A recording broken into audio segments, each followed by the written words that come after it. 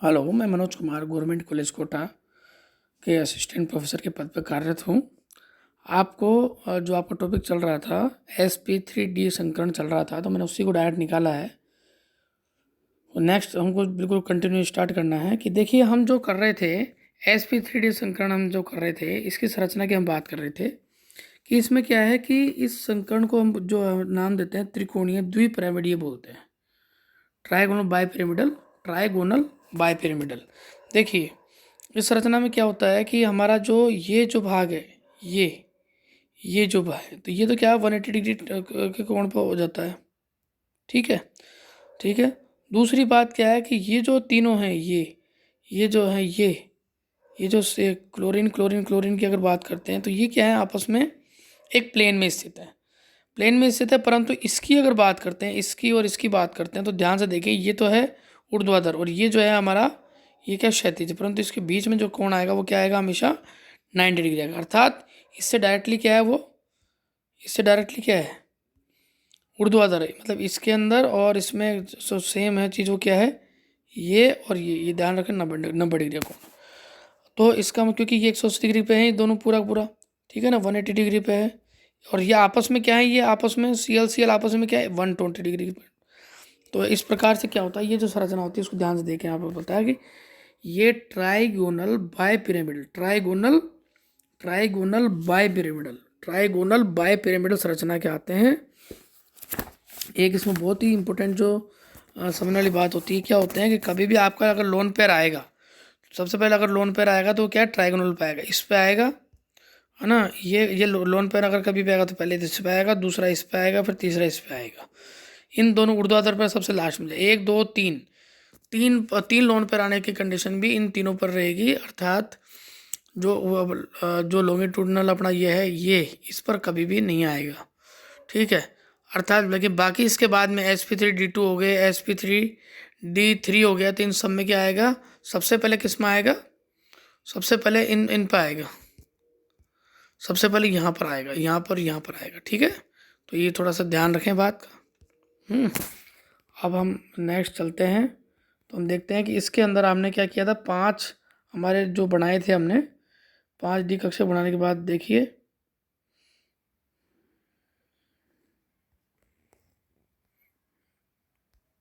हाँ, अब आता है sp3d2। ठीक है, सेम इसी प्रकार इसके अंदर भी आएगा कि देखिए sp3d2 अर्थात एक S 3p और 2d, तो इन सब को मिलाकर कितने बनते हैं बेटा, एक S, ये तीनों p आ गए इसके अंदर। ठीक है, dz² प्लस dx² y²। ध्यान रखें कभी भी अगर दो लेंगे, अगर दो लेने, डी अगर हम कितने लेने हैं, 2 लेने हैं, तो कौन कौन से आएंगे, dz² और dx² y², अर्थात eg ऑर्बिटल्स आएंगे, ईजी ऑर्बिटल्स आएंगे। ठीक है, और यदि हमें कभी भी अगर 3 लेने हैं, अगर 3D लेने, 3D अगर लेने हैं, तो कौन कौन से आएंगे, dxy, dxz और dyz। ठीक है, तो कहना मतलब ये है कि ये जो तीनों आएंगे, ये क्या है, T2G ऑर्बिटल्स होंगे। तो ये आपको पता होना चाहिए। तो यहाँ पर क्या है कि संगठन समझने के SF6 IF5 और XC F4 अणुओं की संरचना की व्याख्या भी हम करते हैं। देखो कैसे, यहाँ पर हमने क्या D2sp3 का बताया, ये सब मिल जाते हैं एक दूसरे पे और क्या बन जाते हैं, इसका संरचना बनाते हैं। जैसे आप अगर एग्जाम्पल हम लेते हैं SF6 की संरचना, सबसे पहले फर्स्ट ऑफ ऑल आपने क्या किया, ध्यान रखें, SF6 के अंदर हम सबसे पहले हम देखेंगे कि सबसे पहले हमारा क्या है कि इसमें मेन सेंट्रल एटम कौन सा है। जो हमारा मेन सेंट्रल एटम है वो कौन सा है, हाँ भाई, ये है हमारा सल्फर। तो सल्फर का इलेक्ट्रॉनिक विन्यास क्या निकला, 1s2 2s2 2p6, है ना, और 3s2 4p 3p4 बन गया साहब। निम्नतम अवस्था के अंदर क्या हो गया हमारा, ये तो हमारा इलेक्ट्रॉनिक विन्यास हमने भर दिया इसमें। ठीक है, अब आता है साहब उत्तेजित अवस्था, क्योंकि आयनिक स्थिति तो है ही नहीं इसके अंदर। उत्तेजित अवस्था में क्या करेगा, ये बंद बनाएगा और जो भी होगा भाग लेगा। लेकिन अब देखना पड़ता है कि यदि देखो मेन डिफरेंस क्या आता है, अगर आपका कोऑर्डिनेशन कंपाउंड है, यदि आपका कोऑर्डिनेशन कंपाउंड है तो आपको चाहिए लोन पेयर लेने वाले एक्सेप्टर, अर्थात खाली डी ऑर्बिटल्स। बहुत इंपॉर्टेंट बात। परंतु यदि आपका नॉर्मल कंडीशन में है, नॉर्मल आपके जो है ये जो आपके जो रेगुलर ज्योमेट्री वाली जो कंडीशंस आती हैं, अगर ये कंडीशन आती है तो आपको क्या लेना है, इसके अंदर अल्प भरे, भरे भी ले सकते हैं, भरे लेने हैं, चाहे वो सिंगल इलेक्ट्रॉन के हो चाहे डबल इलेक्ट्रॉन के हो। ठीक है, जैसे यहाँ पे SF6 के अंदर क्या है कि आपकी कोई कंडीशन नहीं है ऐसी कि आप क्या इसमें खाली ऑर्बिटल्स लो, तो इस कंडीशन में आपको क्या होना होता है कि आपको इसमें भरे लेने पड़ते हैं। परंतु कितने लेने पड़ते हैं, ये संख्या फिक्स है, वो कितने लेने पड़ेंगे, जितने आपको बंद बनाने हैं। जैसे यहाँ पे 6 बंद बनाने तो 6 लेने पड़ेंगे।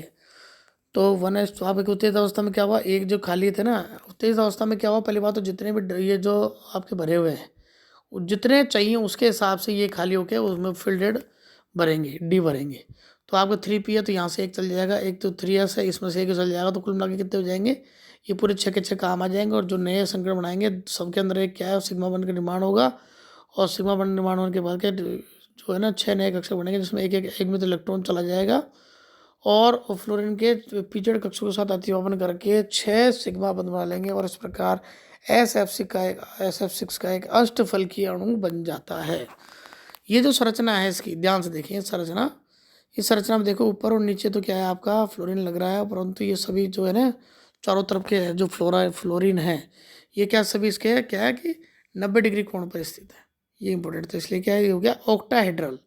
ऑक्टाहेड्रल संरचना कैसे दिखेगी, देखो यदि इस संरचना की अगर हम बात करते हैं तो देखो यहाँ से ये प्रत्येक को यूं ऐसे करके ऐसे, फिर इसी प्रकार से एक पिरामिडल नीचे होगा।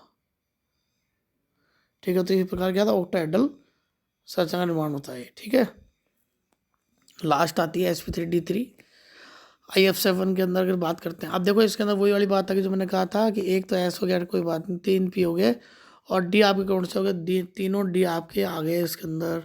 तो इसमें क्या है, T2G ऑर्बिटल्स आएंगे, ये T2G ऑर्बिटल्स है ना आपके D वाले, ये तीनों एक साथ आ जाएंगे, मिलकर क्या बनेंगे, पेंटागोनल बाइपिरामिड, पेंटागोनल बाइपिरामिड, पेंटागोनल बाइपिरामिड। बार बार बोलें आप ताकि आपको याद हो, पेंटागोनल बाइपिरामिड, पेंटागोनल बाइपिरामिडल आपकी संरचना जो है बनेगी। इसमें पेंटागोनल बाइपिरामिडल आकृति जो बनती है, जिसके बाद ही आप क्या कर पाएंगे कि इसका संकरण को लिख पाएंगे। देखो एक हो गया, 3 आपके ये हो गया, अधिक संकरण किसकी बात कर रहे हैं हम, 1S 3P 3D, तब जाके IF7 जो है अणु की संरचना बन पाएगी। ठीक है, तो इस प्रकार जो है ना आपका हम जो संकरण बता रहे हैं इसको ध्यान से देखें, ये हमने बताया था पहले भी, नोट्स वगैरह में बताया था आपको। ठीक है, तो आपका sp3 भी हो गया, और आपका DsP2 भी हो गया।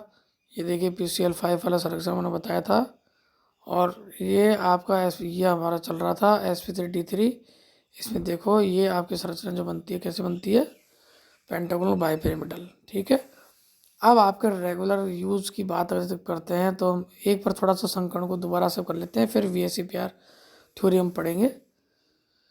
देखो sp3d के अंदर हमारे कौन कौन से एग्जांपल हो सकते हैं, PCl5 PF6 SpScl5 sp, ये अर्थ इसका मतलब AbF5 का मतलब होता है अगर एक तो हमारा सेंट्रल एटम तो और A, और बाहर के जो हमारे होते हैं दूसरे जुड़ने वाले जो होते हैं, वो हमारे जो लिगेंड जो सिग्मा बंध बनाते हैं वो मिल के क्या होते हैं B।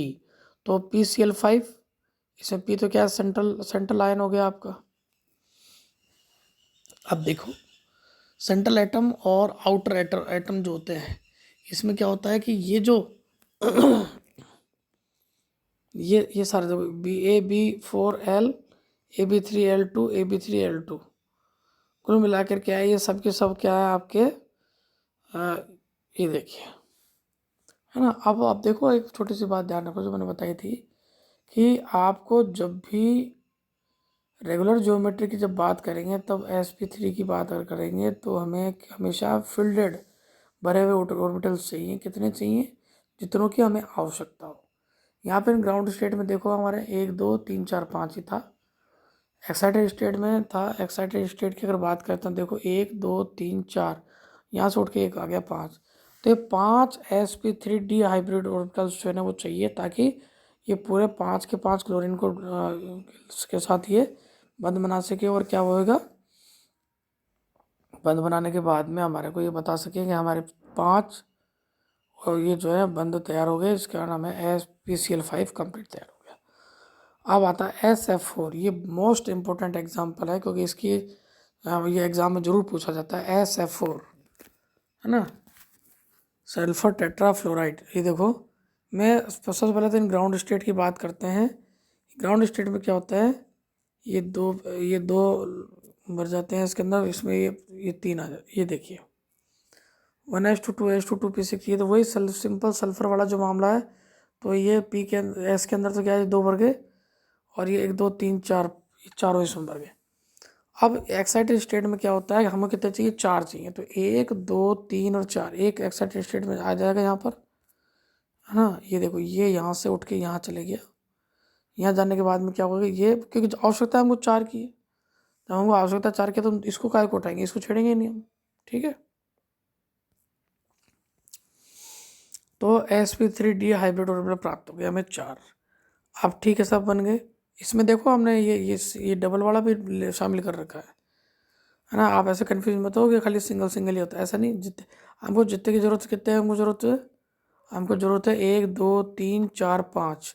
5 की पूरी ज़रूरत क्यों है, क्योंकि ये तो होगा लोन पेयर वाला, ठीक है। और ये 4 फ्लोरीन के लिए, फ्लोराइड के लिए वो 4 की ज़रूरत है, ठीक है। अब इसमें देखो, ये देखो एक लोन पेयर कहाँ आ गया हमारा, ये एक लोन पेयर हमारा कहाँ आ गया। हमने कहा था कि एक लोन पेयर जब भी हमारा एग प्राप्त होगा तो हम कहाँ रखेंगे इसको, यहाँ रखेंगे, ये हमारे इक्वेटोरियल पर रखेंगे, ठीक है। और कोई कोई ये इक्वेटोरियल प्लेन है, उस पर रखा है। दूसरा अगर लोन प्राप्त होता तो हम यहाँ रखते, तीसरा होता तो यहाँ रखते, परंतु यहाँ पे नहीं है, इसलिए कोई दिक्कत नहीं। हमारे यहाँ पर कहाँ रखा, केवल हमने ये रख दिया। अब आप ध्यान से देखें तो आपको पता लगेगा कि ये जो भाग बंद बनाने भाग नहीं लेता, तो अर्थात बंद बनाने भाग खाली ये लेता है, खाली ये भाग जो हमारे बंद बनाने में काम लेते हैं। अब देखो 1 2 3 4, 4 तो फ्लोरीन हो गए इसके अंदर, है ना, और एक हमारा क्या हो गया, सल्फर हो गया। अब इस कंडीशन में क्या होता, ना तो ये टेट्राहेड्रल रहा, ना ये क्या रहा, ट्राइगोनल बाइपिरामिडल रहा। ट्राइगोनल बाइपिरामिडल भी नहीं रहा, जो इसकी रेगुलर ज्योमेट्री कहलाती थी। अर्थात क्या क्या कहलाएगा, ये डिस्टोर्टेड टेट्राहेड्रल। डिस्टोर्टेड टेट्राल, याद कर लें, डिस्टोर्टेड टेट्राहेड्रल इसकी संरचना होगी, डिस्टोर्टेड।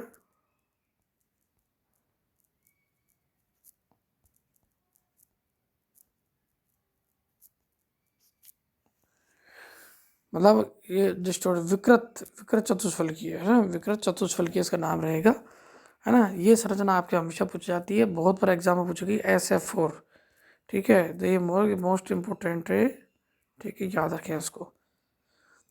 अब आपके लेते हैं कौन संरचना आती है, XeF2।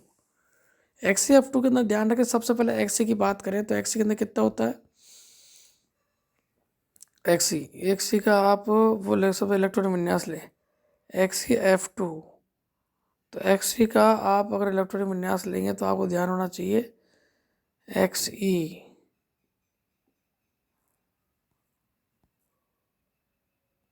है ना। तो Xe का इलेक्ट्रॉनिक विन्यास यहाँ नहीं दे रखा है, कोई बात नहीं, नहीं दे रखा तो ठीक है। आप देखो, ये सबसे पहले तो आपका आता है हीलियम, फिर नियॉन, ठीक है ना, फिर आर्गन, और आर्गन के बाद है क्रिप्टॉन, फिर उसके बाद आता है Xe। तो आपको जो ये जो आपका Xe की बात करते हैं, ये क्या आपके अग्रिय गैस है। अक्रिय गैस विन्यास जो आपका होता है, अक्रिय गैस विन्यास जो आपका होता है Xe,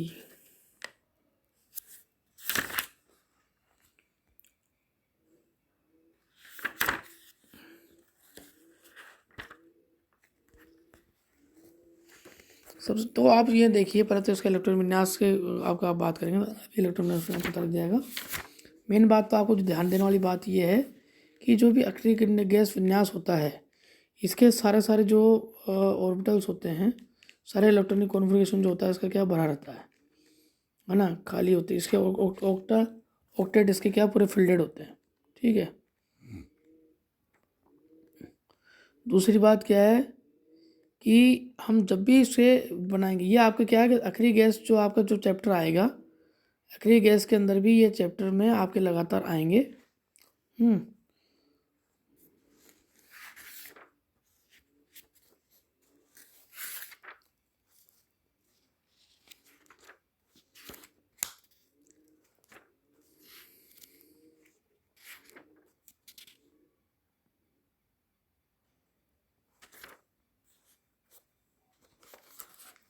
देखिए मैं आपको पूरा क्लियर बता देता हूँ कि सबसे पहले आपका नियोन जब आता है तो उसका 10 आपका जो होता है परमाणु क्रमांक होता है, आर्गन का 18 होता है। ये आपकी संरचना कैसे होती है इधर देख लीजिए। सबसे पहले आपका नियोन होता है, ये आपका 10, आर्गन जो आपका होता है वो आपका होता है 18, ठीक है। क्रिप्टॉन आगे की बात करते हैं तो आपका होता है 36, याद कर लें। एक्सी जिनोन की अगर बात करते हैं 54, और रेडॉन की अगर बात करते हैं तो आपका होता है 86, तो 54, एक्सी 54, ये आप याद कर लें, ये आपको ध्यान रखना है हमेशा। अब आपका जो XeF2 की बात आती है तो इसमें इलेक्ट्रॉन विन्यास जो आपका लास्ट में आता है क्या होता है कि आपका आता है 4s2 4p6 3d10 5s2 5p6 5s2 5p6, और आपका D जो होता है वो खाली होता है 4d10 बराबर होता है। तो आप देखिए कि आपका 5D जो है खाली है, 5 5 5, और वैसे भी आपका 54 की बात करते हैं, 1 2 ये पूरा खाली है, ठीक है ना। अब आपको ये ग्राउंड स्टेट में पता लग गया। आपको एक्साइटेड स्टेट में आपको पता होना चाहिए कितने की आवश्यकता है आपको, XeF2। तो F2 का मतलब है आपका क्या, 2 की आवश्यकता है, 2 का मतलब आपको खाली 2 चाहिए, तो 1 और आपका 2, 2 यहाँ से चल जाएंगे, ठीक है। गलत, 2 क्यों नहीं जाएंगे, क्योंकि जैसे एक खाली होगा यहाँ से एक जब खाली होगा, यहाँ से अगर एक जब खाली होगा तो जो एक खाली ये भी तो बचेगा फिर, तो ये आपको खाली 2 मिल जाएंगे जिसमें एक अनपेयर्ड इलेक्ट्रॉन होंगे, ठीक है। तो एक एक एक्साइटेड में खाली एक ही इलेक्ट्रॉन जाएगा 5D के अंदर, और इस प्रकार 2 खाली हो जाएंगे, ये मिलकर क्या बनाएंगे, एक बनाएंगे sp3d, है ना, हाइब्रिडेशन बनाएंगे। वैसे देखो आप खुद भी देख सकते हैं इसमें कि एक तो S है, ये देखिए आप, ये आपका एक, ये आपका S हो गया, ये 3p हो गया आपका, और 1D हो गया, तो sp3d आपका हो गया। अब अगर इसकी बात करते हैं, इसकी स्ट्रक्चर की अगर बात करते हैं तो ध्यान रखें, एक लोन पेयर आपका है, दूसरा लोन पेयर, तीसरा लोन पेयर, ठीक है। 3 लोन पेयर आ गए, तीनों लोन पेयर के बाद में आपका क्या रहा है कि 2 फ्लोरीन आपके एक ऊपर और नीचे, तो कुल मिला के क्या रहा, भाग बनाने जो आपके ये लोन पेयर जो आपके किसी प्रकार के क्या नहीं करते, ये आपके बंद बनाने में जो है ना, आपके आकृति बनाने में कोई सहयोग नहीं प्राप्त होता इनका, ठीक है। इसलिए इनको आकृति बनाने में कोई भी कंक्लूड नहीं करते। हम क्या लिए फ्लोरीन का जो होता है ये जो हम इंक्लूडेड करते हैं, जिसके कारण क्या होता है कि हमारे इसकी जो आकृति है इसी को देखते हैं, तो ये क्या लीनियर शेप आती है, तो इसके कारण हम क्या करते हैं, इसको लीनियर ज्योमेट्री नाम दे देते हैं, ठीक है।